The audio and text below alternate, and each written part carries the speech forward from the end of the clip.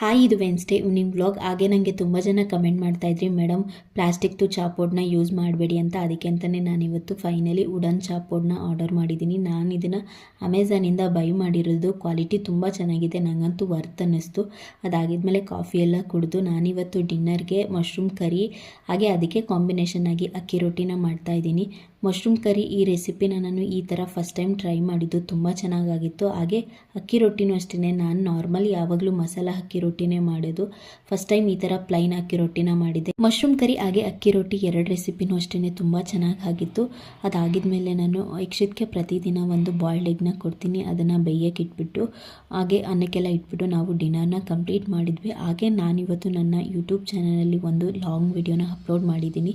ನಾವು ಟ್ರಿಪ್ ಹೋಗಿದ್ವಲ್ಲ ಅದರದ್ದು ವಿಡಿಯೋನ ಅಪ್ಲೋಡ್ ಮಾಡಿದ್ದೀನಿ. ನಿಮಗೇನಾದರೂ ಟೈಮ್ ಇದೆ ಪ್ಲೀಸ್ ಒಂದ್ಸರಿ ಚೆಕ್ಔಟ್ ಮಾಡಿ, ಹೇಗಿದೆ ಅಂತ ನನಗೆ ಕಮೆಂಟ್ ಮೂಲಕ ತಿಳಿಸಿ. ಮತ್ತೆ ಸಿಗ್ತೀನಿ, ಬಾಯ್.